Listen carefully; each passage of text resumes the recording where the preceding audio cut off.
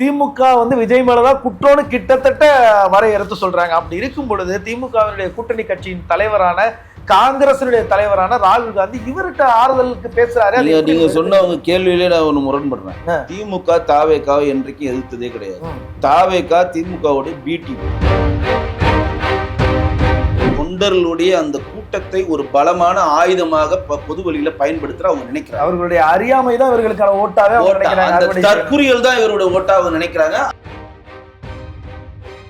முக்கிய கட்சிகள் அதிமுக திமுக தவிர்த்து மற்ற கட்சிகள் ஒரு பெரிய கூட்டத்தை காட்டுவதனுடைய பின்னணி என்ன அப்படின்னா, தேர்தல் சமயத்துல கூட்டணிக்கான பேரம் பேசுவதற்காக சொல்லுவாங்க. தாவேகா என்ன திட்டமிடலோடு இப்படியான பெரிய கூட்டத்தை காட்டணும்னு முனையுது. அசம்பாவிதத்துக்கு பிறகு தாவேகா ரொம்ப அமைதி காத்துட்டு இருக்காங்க. என்ன பண்றதுன்னு தெரியாம திகைத்து போய் தான் நிக்கிறாங்க அப்படின்னு நமக்கு பார்க்கும்போது தெரியும். இதற்கு அப்புறமா அவர்களுடைய அரசியல் அடி என்னவா இருக்கும், என்ன நகர்வு எப்படி இருக்கும்? இதுக்கப்புறம் இவங்க அரசியல் நகர்வு வந்து திமுக என்ன மாதிரி தாவேகா வந்து பந்தாடுதுன்னு பார்த்து தான் பெற முடியும்.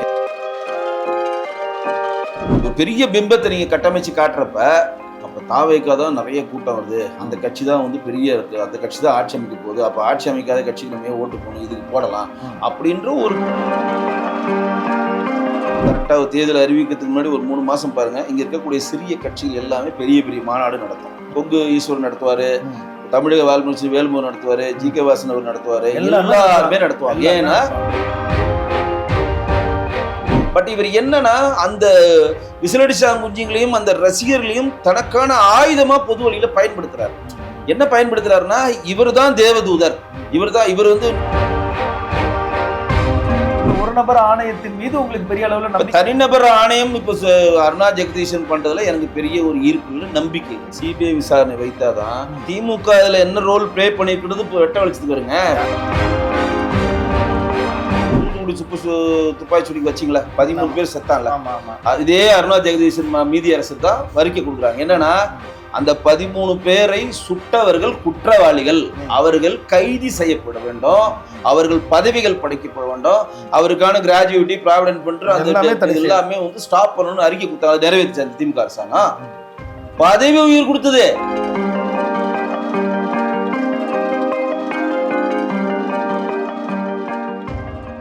தொண்டர்களை நெறிப்படுத்துவதற்கான எந்தவித முயற்சியுமே இதுவரைக்கும் தாவேகாவினுடைய தலைவர் எடுத்ததாக பொதுவெளியிலையும் தெரியல, மறைமுகமாகவும் தெரியல. அவங்க ஏன் எடுக்க மாட்டேன்றாங்கன்னா, அவங்க அந்த தொண்டர்களுடைய அந்த கூட்டத்தை ஒரு பலமான ஆயுதமாக பொது வழியில பயன்படுத்த அவங்க நினைக்கிறாங்க. அவர்களுடைய அறியாமை தான் இவர்களுக்கான ஓட்டாவே, தற்குறிகள் தான் இவருடைய ஓட்டாக நினைக்கிறாங்க. அந்த அறியாமையை மட்டும் சொல்ல மாட்டாங்க. இந்த கட்டமைப்பான கூட்டத்தை வைத்து தான் ஒரு பெரிய அப்பாட்டக்கர்ன்றார் ஒரு பிம்பத்தை கட்டமைக்கணும்னு அவங்க நினைக்கிறாங்க. வெளியில இருந்து பாருங்க, சரியான கூட்டம்டா, அது முடியலடா, என்ன மாதிரி கூட்டம் வருதுடா அப்படின்றது கட்டமை எப்படி வரும்னா, நீ காலங்காலத்துல ஒருத்தனை பார்த்துட்டு நீங்க அடுத்த ஊருக்கு போய் அதுக்கு அடுத்த ஊருக்கு பொதுவாகவே வந்து முக்கிய கட்சிகள் அதிமுக திமுக தவிர்த்து மற்ற கட்சிகள் ஒரு பெரிய கூட்டத்தை காட்டுவதனுடைய பின்னணி என்ன அப்படின்னா, தேர்தல் சமயத்துல கூட்டணிக்கான பேரம் பேசுவதற்காக சொல்லுவாங்க. தாவேகா என்ன திட்டமிடலோட இப்படியான பெரிய கூட்டத்தை காட்டணும்னு முனையுது. தாவேகா வந்து கூட்டத்தை காட்டுறதுக்கான ரீசன் என்னன்னா, ஒட்டுமொத்த தமிழ்நாட்டுல இருக்கவங்க இந்த கட்சி தான் வரும், ஒரு பெரிய பிம்பத்தை நீங்க கட்டமைச்சு காட்டுறப்ப அப்ப தாவேகா தான் நிறைய கூட்டம் வருது, அந்த கட்சி தான் வந்து பெரிய இருக்கு, அந்த கட்சி தான் ஆட்சி அமைக்க போகுது, அப்ப ஆட்சி அமைக்காத கட்சிக்கு நம்ம ஓட்டு போகணும், இதுக்கு போடலாம் அப்படின்ற ஒரு மைண்ட் வாஷ் பண்ணுமா அப்படின்னு நினைக்கிற மாதிரி அவங்க நினைக்கிறாங்க. பொதுவான மற்ற கட்சிகள் கூட்டணி பேரத்துக்காக கூட்டத்தை கூட்டம்ல அந்த மாதிரி இல்லைன்றீங்களா? கூட்டணி அதாவது கட்சி ஒரு தேர்தல் கூட முன்ன அட்டன் பண்ணலங்க, இன்னும் அவங்க மாநாடு சம்பந்தமான எந்த எக்ஸ்பீரியன்ஸும் கிடையாதுங்க. இப்போ நீங்கள் இப்போ பாருங்கள், இப்போ தேர்தலை அறிவிச்சுட்டு கரெக்டாக தேர்தலை அறிவிக்கிறதுக்கு முன்னாடி ஒரு 3 மாதம் பாருங்கள், இங்கே இருக்கக்கூடிய சிறிய கட்சிகள் எல்லாமே பெரிய பெரிய மாநாடு நடத்தும். கொங்கு ஈஸ்வரன் நடத்துவார், தமிழக வாழ்முறை வேல்முருகன் நடத்துவார், ஜி.கே. வாசன் அவர் நடத்துவார், எல்லாருமே நடத்துவாங்க. ஏன்னா அந்த மாச காமிச்சுதான் நம்ம வந்து எனக்கு இவ்வளவு சீட் நீங்க கொடுக்கணும் பாத்தீங்களா அப்படின்னு சொல்லுவாங்க. ஒரு குறிப்பிட்ட சதுரடியில இவ்வளவு பேர் தான் நிக்க முடியும், இவ்வளவு பேர் நிக்கிறாங்க, அப்ப இவ்வளவு கூட்டம் எனக்கு வந்திருக்கு, 2 கோடி பேர் 10 லட்சம் பேர் வந்து 20 லட்சம் பேர் வந்திருக்காங்க, எங்களுக்கு 4 தொகுதி வேணும்ன்றதுக்கான. ஏன்னா அவங்க நம்ப நீங்க நேரடியா போய் என்கிட்ட நான் ஓட்டுக்கு எனக்கு வந்து அதிகமான சீட்டு கொடுக்கணும்னு சொல்ல முடியாது, ப்ரூஃபா கொடுப்பாங்க. சரியா? இப்ப இவருக்கு வந்து அந்த ப்ரூஃபா கொடுக்கணும்ன்ற கண்டிஷன் தேவையில்லை, அவர் தனிச்சு நிக்கிறேன்னு அறிவிச்சிட்டாரு. பட் இவர் என்னன்னா, அந்த விசிலடிச்சா குஞ்சிங்களையும் அந்த ரசிகர்களையும் தனக்கான ஆயுதமா பொது வழியில பயன்படுத்துறாரு. என்ன பயன்படுத்துறாருன்னா, இவர் தான் தேவதூதர், இவர் வந்து இப்ப நேத்து கூட உச்ச நீதிமன்றம் நறுக்கு மண்டையில கொட்டிருக்கு 1.5 கோடி ரூபாய் கட்ட சொல்லுச்சுல, அதுக்கு இதுவரையும் மறுப்பு எதுனா சொன்னாங்களா? புலிப்படம் ரிலீஸ் பண்றப்ப அவர் வந்து 38 கோடி தான் வருமானம் கேட்கறாரு. 23-24 நினைக்கிறேன் அந்த ஆண்டு காட்டுறாரு. அதற்கு முன்னாடியே ஐடி இன்கம் டேக்ஸ் ரைடும் அமலாக்கத்துறை ரைட் பண்றப்ப 15 கோடி வருமானத்தை அவர் மறைத்துள்ளார். அதற்கு 1.5% சொல்லி அவங்க கோர்ட்ல போட்டாங்க. நீ கட்டிட்டு போக வேண்டியதானே. சிபிஐ சொல்லுது, இன்கம் டாக்ஸ் டிபார்ட்மெண்ட் சொல்லுது 1.5 crores நீங்க கட்டுனா அதுக்கு நீங்க உயர்நீதிமன்றம் போய் ஒரு தடவை கேட்கறீங்க. உயர்நீதிமன்றத்தில் உச்ச நீதிமன்றம் போகுதுன்னா அடிப்படையா நீங்களே சுத்தமற்றவர் தானே. இப்ப 1.5 கோடி நாட்டுக்காக கட்டிட்டு போய் யார் வேணானது என்ன அவனை வீட்டுல எத்தனை போய் வைக்க போறான். ஏற்கனவே ரோஸ் ராயல்ஸ் காரப்ப நீ வரிய கட்ட மாட்டேன்னு சொல்லி நீதிமன்றம் நறுக்குன்னு போட்டு தானே கட்டி வச்சுது. அப்ப நீங்க என்ன நினைக்கிறீங்க? அப்ப நம்ம நினைக்கிறதா இங்க நடக்கும். நம்ம தான் உலகத்திலே பெரிய பெரிய ஆளு, நம்ம சொன்னா எல்லாமே நடக்கும், நம்மளுடைய தொண்டர்கள் எல்லாம் நினைக்கின்றது மாய வலைக்குள்ள நீ உரிகிறீங்க. அதுதான் நான் சொன்ன முன்னாடி ஜெயலலிதா அம்மா வந்து ஒரு உதாரணம் காட்டுறேன். இவ்வளோ மாதிரி வரும், இந்த மாதிரி கூட்டம் சேரும், இந்த மாதிரி அசம்பாவிதம் நடக்கும். அப்போ ஊருக்கு ஒதுக்குப்புறமா போயிடு, 3 மாவட்டத்தையும் கூப்பிடு, கரெக்டா ஹெலிபேட் பக்கத்துல மாவட்டம் இருக்கும். எங்க கார் டிராவலே இல்லை. நீ இப்போ ஃபிளைட் சார்ட்டர் ஃபிளைட் போட முடியுது ஒன்னால, ஹெலிகாப்டர்ல போக முடியாது உங்களால. தனி ஃபிளைட் சார்ட்டர் ஃபிளைட் தானே போறீங்க. சார்ட்டர் ஃபிளைட்ல போறதோட ஹெலிகாப்டர்ல போறதுக்கு செலவு கம்மிங்க. நான் கரூர்ல இங்க மாநாடு நடத்த போறேன். இந்த இடத்துல ஒதுக்குப்புறமா இந்த மைதானத்துல தான் வந்து மக்களை சந்திக்க போறேன். எங்க ஹெலிபேட் இருக்கு, ஹெலிபேட்ல வந்து இறங்கு, ரோட் ஷோ ஒரு டேஷும் தேவை, நேரா போய் நில்லு, உன் தொண்டர்கள் எல்லாம் வர சொல்லு, பேசு, 1 மணி நேரம் முடிஞ்சோன்னா அவங்க திருப்பி அங்க இருந்து அடுத்த இடத்துக்கு புறப்பட்டு போ. அப்ப இது வந்து எளிமையான விஷயம், பிரச்சனை இல்லாத மாதிரியும் இருக்கும். இப்போ இந்த அசம்பாவிதத்துக்கு பிறகு தாவேகா ரொம்ப அமைதி காத்துட்டு இருக்காங்க. என்ன பண்றதுன்னு தெரியாம திகைத்து போய் தான் நிக்கிறாங்க அப்படின்னு நமக்கு பார்க்கும்போது தெரியுது. இதற்கு அப்புறமா அவர்களுடைய அரசியல் அடி என்னவா இருக்கும், என்ன நகர்வு எப்படி இருக்கு? இதுக்கப்புறம் இவங்க அரசியல் நகர்வு வந்து திமுக என்ன மாதிரி தாவேகா வந்து பந்தாடுதுன்னு பார்த்து தான் பெற முடியும். ஏன்னா திமுக நேத்தே வந்து தனிநபர் ஆணையத்தை அருணா ஜெகதீஷன் தலைமையில் அமைச்சிருக்காங்க. தேவைப்பட்டால் கைது படுவோன்னு சொல்லி கூட ஒரு டிக்கி விட்டுருக்காரு அவர். அதுக்கு முன் உதாரணமா நம்ம அல்லு அர்ஜுனாவுடைய படத்துல, புஷ்பா படத்துல நடந்த சம்பவத்தை மேற்கோள் காட்டுறாங்க. அதுல ஒருத்தர் இறந்து போனாங்க. அது வந்து அவரு சொல்லாம கொள்ளாம வந்து மாட்டினாரு, அவரும் இழப்பீடு கொடுத்தாரு. அதையும் மேற்கோள் காட்டுறாங்க. அல்லு அர்ஜுனா விஷயத்தை பொறுத்த வரைக்கும் காவல்துறையினர் சொல்றது என்ன அப்படின்னா, நீங்க இவ்வளவு பெரிய கூட்டம் கூடுது, பெரிய சிக்கலாகிறதுக்கு வாய்ப்பு இருக்கு, நீங்க வெளியேறிடுங்கன்னு நாங்க சொன்னோம். அதன் பிறகு அவர் வெளியேறாம இருந்தாரு, அதனால அவரை கைது செய்ய முடியல. அது மட்டும் இல்ல, அல்லு அர்ஜுனா வந்து முன்னறிவிப்பு இல்லாம வந்தாரு. அவர் அது முன்னறிவிப்பு இல்லாம வந்தாரு. காவல்துறையினர் அறிவுறுத்தலுக்கு பிறகும் அவர் அங்கிருந்து வெளியேறாம இருந்தாரு. அதனாலதான் அவங்க கைது. இது வந்து முன்னறிவிப்போட தானே வராங்க. ஆமா ஆமா, முன்னறிவிப்பு. அதுக்கு பதில் காவல்துறையினர் அறிவுறுத்தி ஒரு போகாமலாம் இல்ல, இவர் போயிட்டாரு. இப்ப வந்து சிபிஐ விசாரணை நாங்க ஏன் வேணும்னு கேக்குறோம்னா, சிபிஐ விசாரணை வைத்தாதான் திமுக இதுல என்ன ரோல் பிளே பண்ணிருக்கிறது வெட்ட வலிச்சதுக்கு வருங்க. தனிநபர் ஆணையை நீங்க வச்சுட்டீங்க, சரி. அப்ப அருணா ஜெகதீஷனுக்கு தூத்துக்குடி துப்பாக்கி சூடிக்கு வச்சிங்களா, 13 பேர் செத்தாங்கல்ல. இதே அருணா ஜெகதீஷன் மீதி அரசு தான் அறிக்கை கொடுக்குறாங்க. என்னன்னா, அந்த 13 பேரை சுட்டவர்கள் குற்றவாளிகள், அவர்கள் கைது செய்யப்பட வேண்டும், அவர்கள் பதவிகள் படைக்கப்பட வேண்டும், அவருக்கான கிராஜுவிட்டி ப்ராவிடன்ட் பண்ற அந்த எல்லாமே வந்து ஸ்டாப் பண்ணணும்னு அறிக்கை கொடுத்தாங்க. நிறைவேற்றுச்சு அந்த திமுக அரசாங்கம். பதவி உயிர் கொடுத்தது.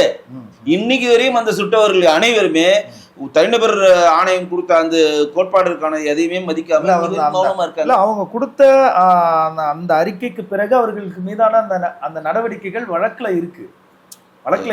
அதுக்கான எல்லா வழக்கையும் சொன்னீங்கன்னா மேல்முறையீடு இல்ல, அது மேல்முறையீடுல இருக்கு. ப்ராப்பரான ஜட்ஜ்மென்ட் கள்ளச்சாராயத்துல கண்டுபிடிச்சு ஒருத்தர் சுப்ரீம் கோர்ட்ல வந்து தண்டிக்கப்படுறது வந்து கைது செய்யணும் சிபிஐல சொன்னவர் மாதிரி பதவி உயர்வு கொடுக்குறாங்க. அவங்களுக்கு அந்த அதிகாரி தேவைப்படுறாங்க.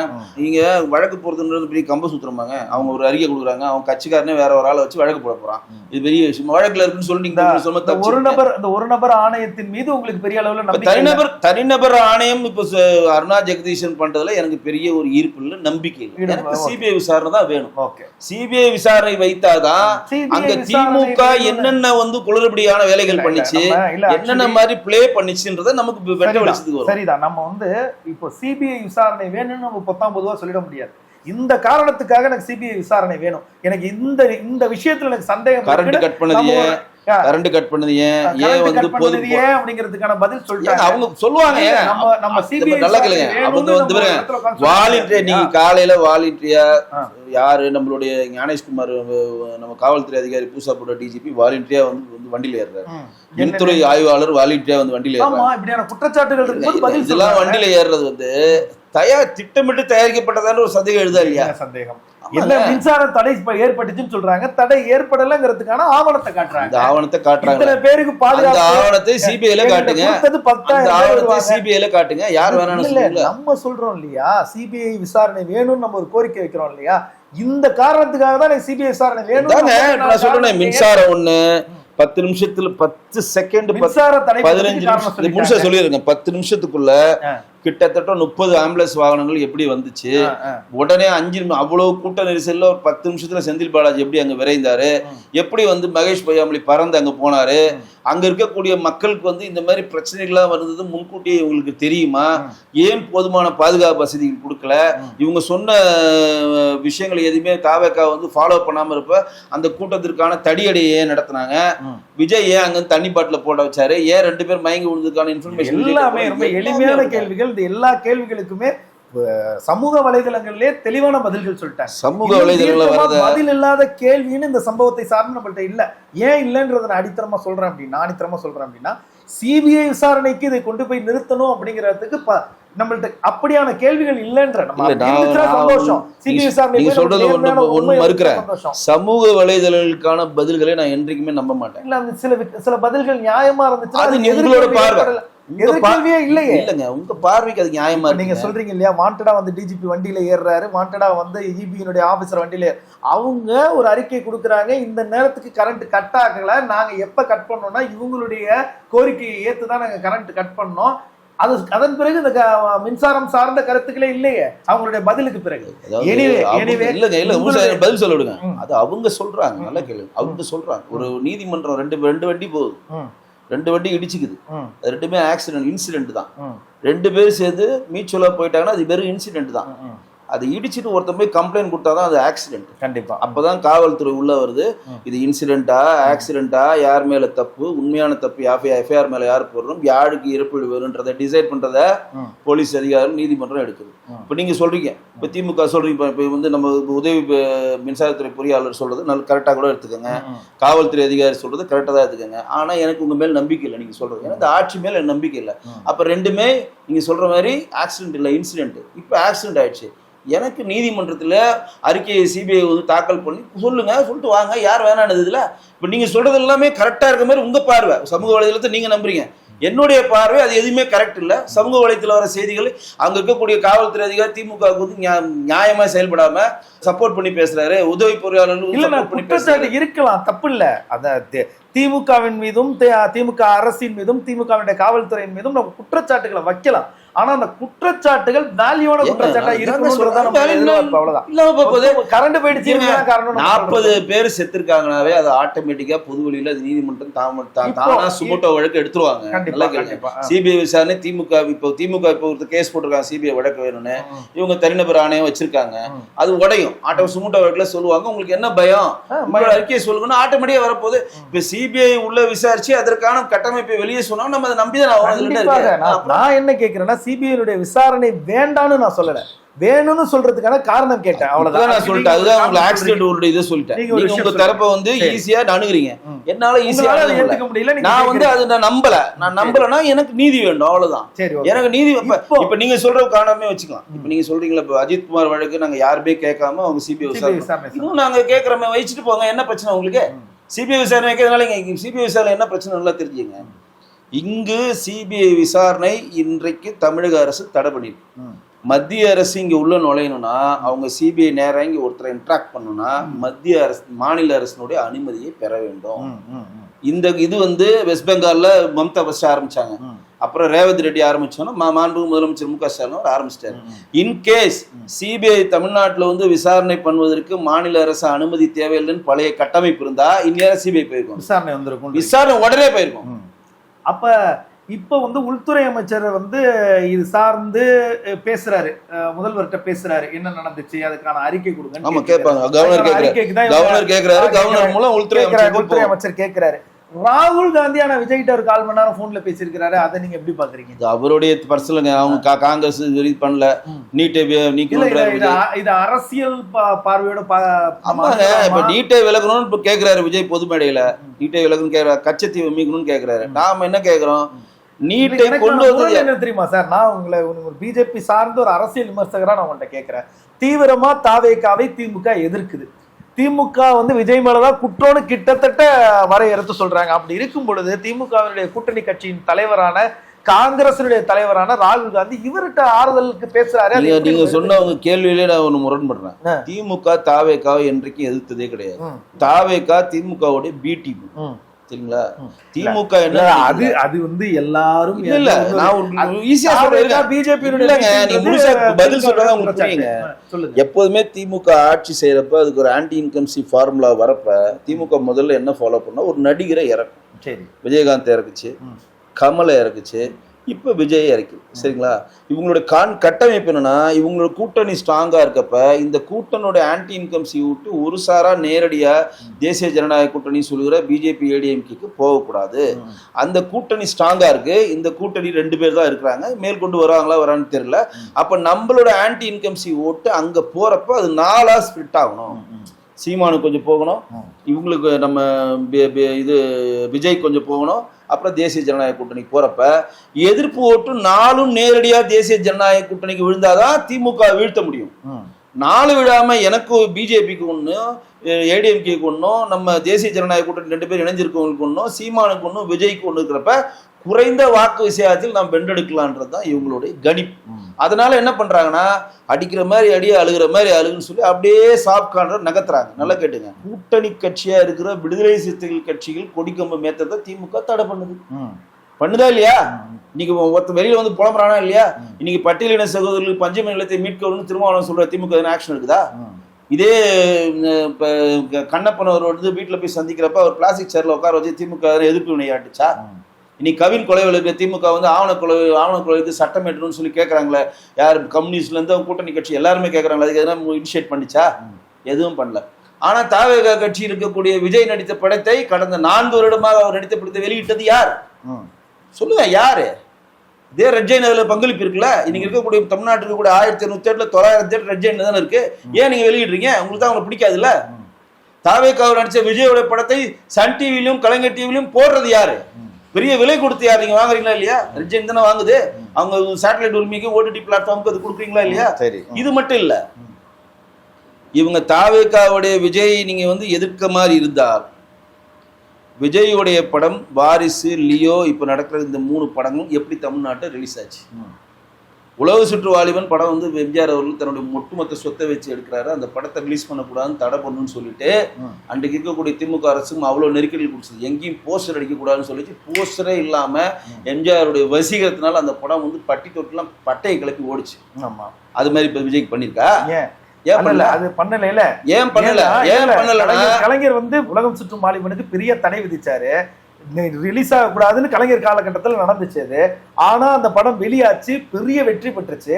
அப்ப அங்க திராவிட முன்னேற்ற கழகம் ஒரு தவறு செஞ்சிச்சு. அதை தடை பண்ணும் பொழுதுதான் அதுக்கான வீரியம் ரொம்ப ஜாஸ்தியாகுது. அந்த தப்பை திரும்ப பண்ண வேண்டாம் நினைச்சு. நல்ல கேள்வி. அன்றைக்கு வந்து தடை பண்ணி தப்பு பண்ணாமல் அந்த வீரியத்தை பங்களிக்க கூடாதுன்னு சொல்றீங்களா? இன்னைக்கு நீங்களே தானே ரிலீஸ் பண்றீங்க. அதுதான் சொல்றேன். தயவுசெய்து புரிஞ்சுங்க. தடை பண்ணி நீங்க பண்ற விஷயம் வேற, தடை பண்றது மட்டும் இல்லாம நானே ரிலீஸ் பண்றேன்னா உங்களை நட்புல நீங்க எப்படிங்க சொல்றீங்க? எந்த அதுல சொல்றீங்க? எனக்கு புரியல. எம்ஜிஆர் வந்து தடை பண்றாங்க, எம்ஜிஆர் படம் ரிலீஸ் பண்ணக்கூடாதுன்றாங்க, மீறி ரிலீஸ் ஆகுது, பட்டி தொட்டிலாம் ஓடுது. எது? கலைஞர் ரிலீஸ் பண்ணல படத்தை. முழுசா சொல்லிடுங்க. உலக சுற்று வாலிபன் படத்தை கலைஞர் தடை பண்ணுகிறார், ஆனா கலைஞர் அந்த படத்தை ரிலீஸ் பண்ணல. நல்லா புரியும்.